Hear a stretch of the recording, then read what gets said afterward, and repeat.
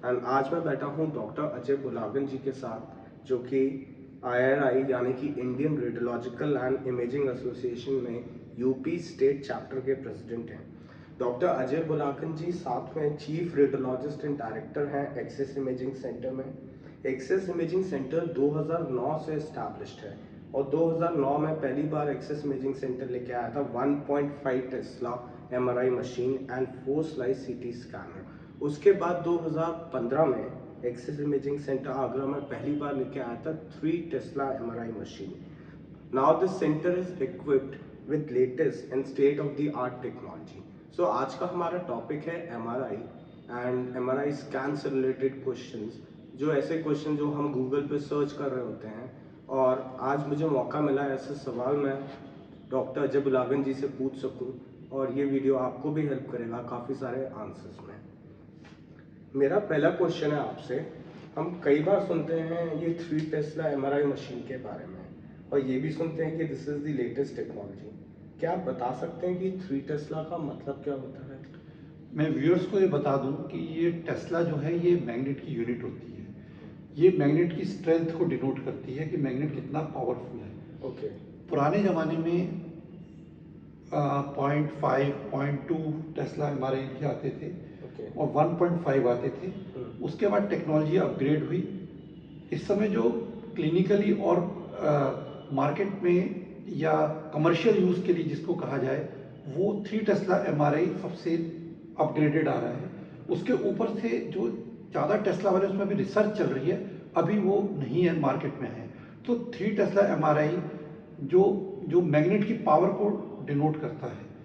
जितनी ज़्यादा power commercially available होती है उसको उन्होंने हिसाब से डिज़ाइन किया है ताकि हम शरीर के विभिन्न अंगों को हम बेहतर तरीके से देख सकें। ज़रूरी है जैसे कि हम अगर हम पूरी शरीर में देखें, लिगामेंट्स जो जॉइंट्स के होते हैं उससे लेकर ब्रेन की नसों तक, नर्व्स और भी बहुत सारे स्ट्रक्चर्स को हम इसमें देख सकते हैं।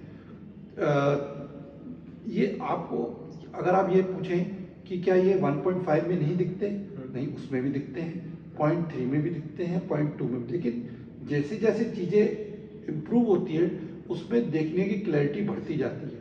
जब देखने की क्लैरिटी बढ़ती है तो डिसीज़ जो कि विभिन्न तरह से आती है और हजारों बीमारियां हैं, उनको डिफ्रेंशिएट करने में मदद धीरे धीरे ज़्यादा मिलती है। तो एक तरह से ये कह सकते हैं इससे डायग्नोसिस बहुत अच्छा होगा, क्योंकि रेजोल्यूशन और क्लैरिटी बहुत अच्छी मिलेगी। डेफिनेटली उससे हम लोग रिजॉल्व और हम उससे ज़्यादा चीज़ें देख सकते हैं। और जो आजकल जो न सिर्फ इन्फेक्शन और कैंसर, इसके अलावा भी बहुत सारी ऑटो इम्यून डिसीजेज हैं जो धीरे धीरे लोगों को समझ में आ रहा है कि नहीं, हर बीमारी टीबी या इन्फेक्शन नहीं होती। जो ऐसी ऑटो इम्यून डिसीजेज होती हैं जो कि हमें बहुत तंग करती हैं, जैसे कि सीरोनेगेटिव आर्थराइटिस और यंग लोगों में बहुत मिल रही है एंकाइलोजिंग स्पॉन्डिलाइटिस। तो वो सब चीज़ें भी हम की डायग्नोसिस करने में MRI हेल्प कर रहा है। मेरा दूसरा सवाल है आपसे कि MRI और CT स्कैन में फ़र्क क्या होता है? मतलब कब हमें MRI की ज़रूरत पड़ती है और कब CT की ज़रूरत पड़ती है? देखिए, मैं आपको पहले ये बता दूं कि MRI means magnetic resonance imaging, right. CT is computed tomography. Right.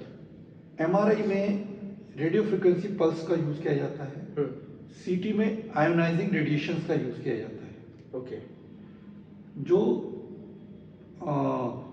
CT scan के रेडिएशंस के कुछ कुछ इश्यूज रहते हैं, और सारी वर्ल्ड बॉडीज़ जो मेडिकल से रिलेटेड वर्ल्ड बॉडीज़ हैं वो भी इसका आजकल देखिए, हालांकि CT भी काफ़ी सेफ बने हैं, ऐसा नहीं कि सब आप नहीं करा सकते। लेकिन MRI चूँकि उसमें रेडियो फ्रिक्वेंसी पल्स यूज़ होती है तो उसमें हार्म का कोई चांस नहीं होता, तो इसलिए MRI को रिलेटिवली सेफ माना गया है। ओके। इतना सेफ कि प्रेग्नेंट वुमेन, यंग जो बच्चे हैं, उनमें भी MRI रिलेटिवली सेफर रहता है। और MRI, आपका अगला प्रश्न ये था कि MRI कहाँ कहाँ उपयोग में करना चाहिए। दोनों में बेसिक फ़र्क क्या है कि MRI थोड़ा समय लेता है, हाँ। अलग अलग सीक्वेंस होती है। मिनिमम एमआरआई करने में 10 से 12 मिनट लगते हैं। सीटी सिर्फ कुछ सेकंड्स की बात होती है। तो मरीज पेशेंट टू पेशेंट वेरी करता है कि आपको क्या करना चाहिए। एमआरआई सीटी के मुकाबले महंगा इन्वेस्टिगेशन भी है। एमआरआई की मशीन्स भी महंगी होती हैं, टेक्नोलॉजी बहुत महंगी होती है। तो उसको देखते हुए एमआरआई जो है उसको कम से कम 10 से 15 मिनट से लेकर 30 मिनट 40 मिनट लगते हैं। तो हर मरीज का एमआरआई नहीं किया जा सकता, और इसीलिए जैसे ब्रेन और जॉइंट्स में एमआरआई बहुत सुपीरियर होता है, रिकमेंडेड होता है। कैंसर्स के जांच के लिए भी और उसका एक्सटेंशन देखने के लिए भी जनरली एमआरआई काफ़ी अंगों में सुपीरियर माना जाता है। लेकिन जब आपको जल्दी की ज़रूरत है, पेशेंट कुछ ऐसी बीमारियों से है जिसमें वो इरिटेबल है, कई बच्चे नहीं इतनी देर लेट सकते, तो उनमें आपको सीटी की ज़रूरत पड़ती है। तो बेसिकली दोनों विधाएं जो हैं वो एक दूसरे से कॉम्पिटिटिव भी हैं, लेकिन एक दूसरे को कॉम्प्लीमेंट भी करती हैं। तो आपको ये बता, किसी केस में एमआरआई की ज़रूरत ज़्यादा रहती है, किसी केस में सीटी की जरूरत। डिजीज स्पेसिफिक होता है और पेशेंट स्पेसिफिक भी होता है। अब अगर पेशेंट को स्ट्रोक हुआ है या हेड इंजरी है, वो पेशेंट इरिटेबल है, तो आपको कई बार उसमें जो चीज़ सीटी से ही पता लग जाएगी, तो आप उसके लिए एमआरआई एकदम से नहीं कराना जरूरत है। अच्छा, मेरा अगला सवाल आपसे ये है कि एमआरआई स्कैन्स में हम कई बार सुनते हैं कि कॉन्ट्रास्ट एजेंट दिया जाता है। क्या आप बता सकते हैं कि इसकी ज़रूरत क्यों पड़ती है, और ओरल और आईवी कॉन्ट्रास्ट के बीच डिफरेंस क्या रहता है? एमआरआई में जो कंट्रास्ट यूज होता है वो एक गैडोलिनियम सॉल्ट होता है। और एमआरआई में कंट्रास्ट की ज़रूरत वैसे ही पड़ती है जैसे सीटी में ज़रूरत पड़ती है। बेसिकली एक कोई भी बीमारी जो हो रही है उसमें टिश्यू जो आसपास टिश्यू बन रहा है या इन्फेक्शन फैल रहा है और या कोई गांठ बन रही है, उसमें खून का दौरा कितना आ रहा है, उससे देखने से हमें ये पता लग जाता है कि वो जो खून के वो जो स्ट्रक्चर है वो किस बीमारी की तरफ हमें डिनोट कर रहा है। या कई बार ब्रेन ट्यूमर ऐसे होते हैं उसमें हम कंट्रास्ट लगा कर ये पता लगा सकते हैं उसमें कितने खून की नलियाँ जा रही हैं। तो आपको जब सर्जन को या न्यूरो सर्जन को उसमें सर्जरी करनी होती है तो उस हिसाब से तैयारी रखता है कि भाई इसमें इस ट्यूमर में खून ज़्यादा बह सकता है, तो हम उसकी तैयारी रखें और हम पेशेंट के लिए ब्लड अरेंज करके रखें पहले से। बहुत सारी बीमारियां ऐसी होती हैं वो अलग अलग तरीके से बिहेव करती है कंट्रास्ट में, और उसको देखते हुए ही उसमें कंट्रास्ट की ज़रूरत है और कितना कंट्रास्ट लगाने से फ़र्क पड़ेगा या उसमें बीमारी को डिफ्रेंशिएट करने में कंट्रास्ट का रोल होता है। मेरे नेक्स्ट क्वेश्चन आपसे ये है, कई बार ऐसा सुनने को आता है, लोग भी बोलते हैं कि पेशेंट्स कभी एमआरआई कराने आए हैं और एमआरआई के दौरान उनको बताया जाता है कि आपको कॉन्ट्रास्ट एजेंट देना पड़ेगा, जो उनको पहले नहीं पता था। तो ऐसा कब होता है, मतलब बहुत नेसेसरी हो जाता है तब ऐसा किया जाता है? एमआरआई में जनरली कंट्रास्ट की ज़रूरत कम पड़ती है कंपेयर टू सीटी स्कैन। बहुत सारी चीज़ें तो बिना कंट्रास्ट के ही एमआरआई में पता लग जाती हैं, है ना। लेकिन ऐसा कोई भी चीज़ एब्सोल्यूट नहीं होती, ऐसे ही एमआर के साथ भी है। कई बार ऐसी बीमारियां होती हैं जिसमें आपको आपको पहले पता नहीं होता कि पेशेंट को कौन सी बीमारी, पेशेंट तो सिम्टम के साथ आता है। अब उस सिम्टम को एक्सप्लेन करती हुई कई बीमारियां होती हैं। आपने प्लेन एमआरआई कर लिया बिना इंजेक्शन लगाए, उसके बाद आपको पता चला कि इसमें तो ये 3 चीज़ें सस्पिशन आ रही हैं या कोई ट्यूमर आ गया है, अब इसको आपको कल फिर आना पड़ेगा, कंट्रास्ट की जरूरत पड़ेगी। तो इसलिए तब आपको उसी समय हमें बताना पड़ता है कि भाई इस पेशेंट को कंट्रास्ट की जरूरत लग रही है। तो उससे पेशेंट का टाइम भी बच जाता है और वापस जाके दोबारा नहीं आना पड़ेगा। एट द सेम टाइम उसका डायग्नोसिस भी बहुत अच्छा हो जाएगा, उसको तुरंत डायग्नोसिस पता लगेगा, एक ही बार में सारा काम हो जाएगा, समय बचेगा। और कई बार जैसे बहुत सारी बीमारियां ऐसी होती है जो एक्यूट होती हैं, हर बीमारी ट्यूमर नहीं होती, जैसे एनकेफ्लाइटिस है, या उसमें मरीज को बार बार अगर हॉस्पिटल में भर्ती है उसको बार बार लाना ले जाना भी अपने आप में एक कम्बरसम जॉब होता है। तो उसके लिए एक ही बार उसी समय आपको मरीज को बता दिया जाता है कि अब आपको कंट्रास्ट की जरूरत लगानी पड़ेगी। राइट। अच्छा, क्या कंट्रास्ट लगाना सेफ रहता है?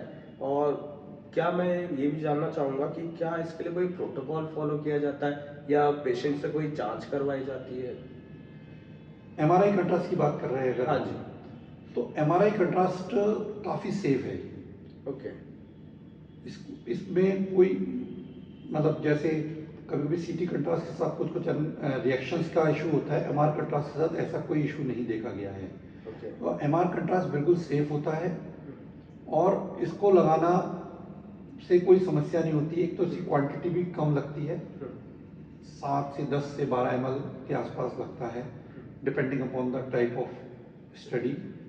तो इसके पहले जनरली जांच की जरूरत नहीं पड़ती है, लेकिन हाँ अगर कभी कोई मरीज कोई बहुत ही रीनल फंक्शन जिसके गड़बड़ ठीक नहीं है, उस मरीज में अगर रीनल फंक्शन देखना जरूरी होता है कि उसमें क्लियरेंस कितनी है, मतलब किडनी कितना काम कर रही है, इसकी खून की जांच क्रेटिनिन की जरूरत पड़ जाती है। उसके बेसिस पे डिसाइड उसके किया वेट जाता पे है। डिसाइड कर लेते हैं। राइट। अच्छा, मैं ये जानना चाहूँगा जैसे कि आपने बताया अभी कि एमआरआई तो सेफ है, उसमें रेडिएशन का कोई इशू नहीं है।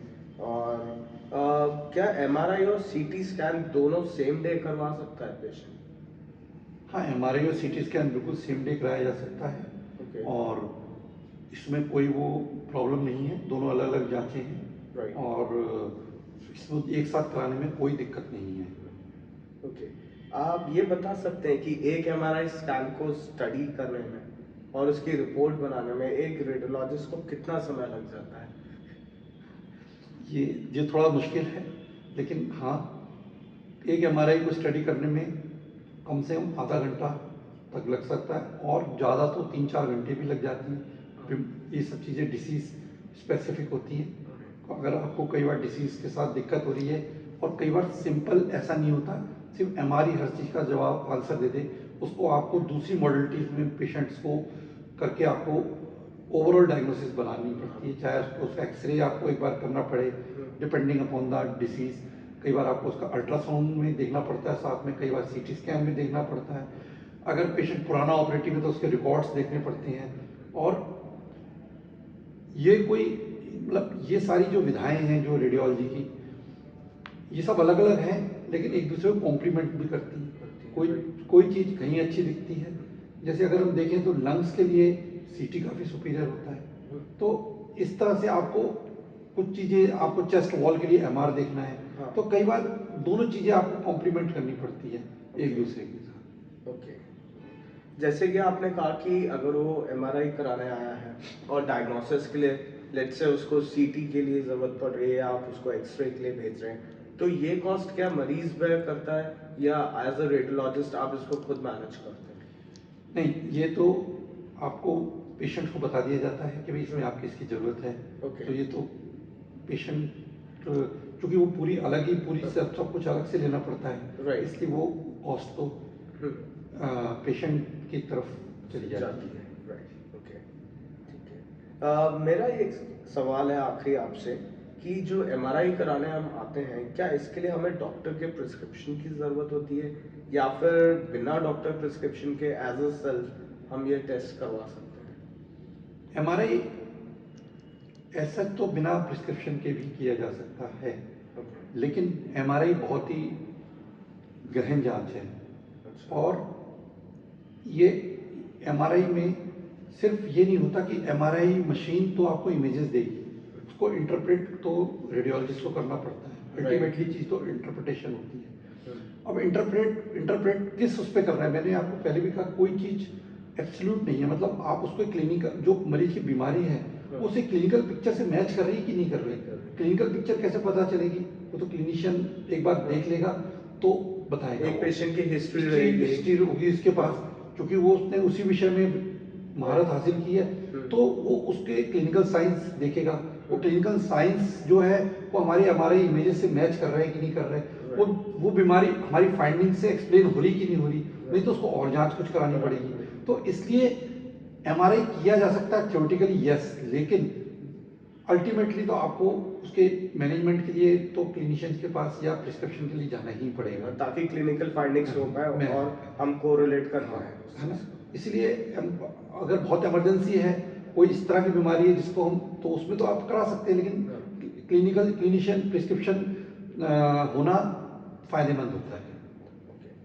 थैंक यू, आपने आज इतना मुझे समय दिया और इस अपॉर्चुनिटी के लिए आपसे मिलके काफ़ी अच्छा लगा। और मैं होप करता हूँ कि काफ़ी सारे लोगों को कुछ क्वेश्चंस या कई सारे ऐसे क्वेश्चन जो गूगल पे सर्च करते हैं उनके आंसर्स मिल गए होंगे। एंड अगर आपको ये वीडियो पसंद आए तो प्लीज़ इसे लाइक करिएगा and keep watching such videos and for all your information and everything. Thank you, have a good day. Thank you very much. आप MRI को लेकर क्वेश्चंस पूछे, इसके लिए बहुत बहुत धन्यवाद, सो दैट हम लोगों को कम्युनिकेट कर सकें। Thank you. Thank you.